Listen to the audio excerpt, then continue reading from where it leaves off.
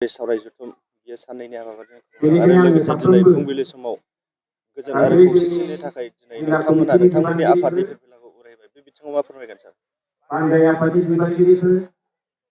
सिगां नोंथां खौरांगिरि दैथायगिरि बिथांमोननो जोङो अल बड' एक्स भलुन्टियार फर्स अर्गेनाइजेसननिफ्राय साबायखर बावबाय। दिनै जोंहा नैथि क'क्राझार जिल्ला अल बड' एक्स भलुन्टियार फर्स अर्गेनाइजेसननि नैथि खेब कनफारेन्स जादों।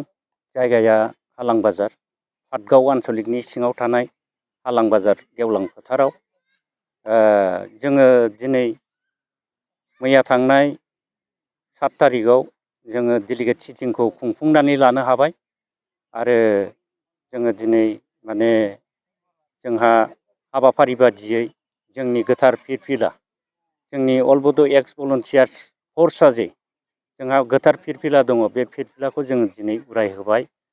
जाय फिरफिलाखौ माने गोजोन सान्थि आरो खौसेथिनि लानानै आसल उद्देस्यआ जोंनि माबाया जाहैबाय माने सेपारेट स्टेट क्रिएसन। बेखौ थांखि लानानैनो जोङो बे फ्लेगनि सिङाव थानानै आर'ज गाबदों जाहाथे जोंनि हास्थायनाय जोंनि मोननो लुबैनाय थांखिफ्रा जाफुङो आरो जोंनि गोबां आन्सलिकनि जोंनाव 16था आन्सलिक दं क'क्राझार जिल्लायाव। बे 16था आन्सलिकनि सेक्रेटारि प्रेसिडेन्ट आरो डेलिगेट बिथांमोन लोगोसे डिस्ट्रिक्ट कमिटि क'क्राझारनि मावफारिया सोद्रोमा बिथांमोनखौ लानानै जोङो बे फ्लेगखौ दैखांनाय जाबाय आरो। मा मा थांखि लादों नोंथांमोनहा? थांखिया गोबां गैया। जोङो खालि माने दासिम बिटिसि आरो बिटिआर जाखांनायनि उनाव जोङो नुबाय जे जोंनि सेपारेट स्टेटआव थांखि लानानै मावबोनाय माखासे हादुंगोराफ्रा आन्दलन बा सोमावसारनाय खालामबोदोंमोन। नाथाय जेब्ला माने सक्ति बिथांमोनहा माने माखासे नैबे जोंनि मेइन टारगेट सेपारेट स्टेट क्रिएसनखौ एसे नागारबोनो गोनां जायो बा गोनां जादों। थारमाने जाय बिथांमोनहा सक्ति खालामो बिसोरो बै MOS मेम'रेन्डाम अफ सेटेलमेन्ट बिनि सायावल' मावफुंनायनि खामानिखौ मावफुङो, नाथाय क्रिएसन अफ बड'लेण्ड बे टारगेटसिम सहैनो हायैखौ जों नुफुंबोदों। दा बावहाय जोंनि गोजाम एक्स भलुन्टियार फर्स अर्गेनाइजेसना दिनै बेफोरखौ नुबोबाय थानायनि खार'नावनो जोङो मोनसे फुराना वार्कार एक्स होननानै बुंदों जायखौ, बे एक्स भलुन्टियार फर्स अर्गेनाइजेसना दिनै आलादा रायजो नङाब्ला जोङो गासिबो हाबाफारिखौ जों मावफुंनो हानाय नङा। बे खार'नाव जोङो जोनोम जानाय बे एक्स भलुन्टियार फर्स अर्गेनाइजेसना आरो जोङो बेखौ थांखि लानानैनो मेइन थांखिखौ लानानैनो जोङो दासिम आवगायगासिनो दं। जिहेतु नोंथांमोननि गौथुमा क'क्राझार जिल्लानि सिङाव मोनबेसे दालाइसा दं? दालाइसाखौ आङो दहाय बुंबाय, माने जोंनाव 16था आन्सलिक दं। डिस्ट्रिक्ट कमिटिखौ लानानै 17था, बे 17था जोङो 16था आन्सलिकखौ फ्लेगखौ थिखांनाय जाबाय आरो जोंनि डिस्ट्रिक्ट कमिटिजों 17था 17। दा जिहेतु साननैनि हाबाफारिजों नोंथांमोनहा गाजा गोमजायै नङाब्लाबो मोनसे लेब हाबाफारि खुंदों। जिहेतु दिनै गेवलां मेल, बे गेवलां मेलाव सोर सोर आलासि महरै बाहागो लाफैगोन? आलासि महरै जोंहा माने लेंहरखानाय गाहाय आलासि दं। बावहाय जोंनि एक्स भलुन्टियार फर्स अर्गेनाइजेसननिनो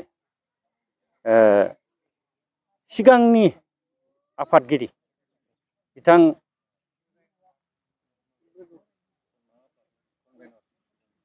सनाराम बाग्लारि, आं खालि माने उपाधिखौल' गोसोखांबाय थादोंमोन।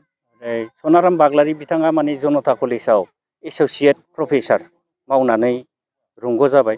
बिथाङानो बै समनि एक्स भलुन्टियार फर्स अर्गेनाइजेसनखौ बिथाङानो दैदेनदोंमोन। बेजों लोगोसे जोंहा सिगांसिन आफादगिरिया जादोंमोन फुकन बर', बिथाङा गुवाहाटिनिमोन।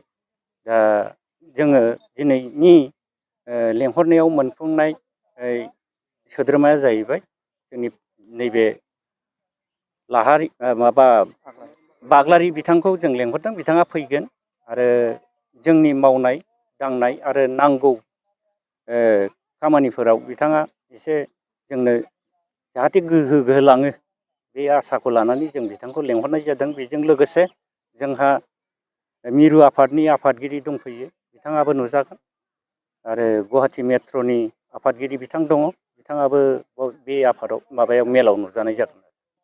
राजखान्थिनि दैदेनगिरिफोरखौबो हांख्रायदों नामा नोंथांमोनहा? बे मेलाव जोङो जोबोद सिन्था खालामनो गोनां जायो। थारमाने जोङो राजनितिक दोलोखौ लेंहरोब्ला जोङो बे राजनितिकजों नांजाबफानाय नामा नंनाया जोंनि पाब्लिक लेभेलाव गोसारो।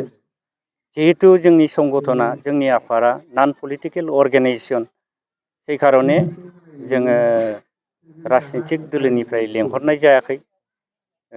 बिनि थाखाय जोंनि रायजो राजाफ्रा भुल बुजिनो नाङा आरोखि। मा खावलायहरनो सानो दा रायजो राजाफोरनिसिम बे हाबाफारियाव बाहागो लाफैनो थाखाय? रायजो राजाफोरखौ खावलायनांगौनि आसल उद्देश्यआ जाहैबाय जोंनि माखासे सिंनि सान्थौ, सिंनि सिन्थाधाराफोरखौ जोंनि गामि सिङाव थानाय रायजो राजाफ्रा गासिबो मिथियाखै। जों जिहेथु जोङो दुखु मोननांगोन, जोंहा माखासे सुजुग सुबिदानि थाखाय जोङो गामि सिङाव थांनानै जोंनि साननाय, जोंनि हनाय, जोंनि मथ'फोरखौ जों बुंफोरहैजोबनो हायाखै। दा लासै लासैनो जाबोगासिनो दङ। जिहेथु जोङो मोनसे नन पलिटिकेल अर्गेनाइजेसन हिसाबै जों जे गोदोसोनानै थानाय बै समनि बिग्रायारि बिथांमोना माखासे सिन्था खालामलायनानै जों जे एक्स भलुन्टियार फर्स अर्गेनाइजेसन दादों, बे दानायनि मेन उद्देश्यआ जाहैबाय सेपारेट स्टेट क्रिएसन। बेखौ जोङो दासिमबो जोङो गामिनि रायजो राजायाव खोख्लैनो हायाखैबाबो बे पाटगाव दख'रानि रायजो राजा गावबुराखौ लाफानानै बिथांमोनखौ लेंहरनाय जादों। दिनै जोङो सुजुग सुबिदा मोनदों बिथांमोननो जोंनि साननाय, जोंनि हनाय बे हाबाफारिखौ जोङो दिनैनि गेजेरजों जों रायजो राजानो फोरमायहरनो मोननानै जों जोबोद मोनगोन हिसाबै जों जोबोद गोजोननाय मोनदों आरो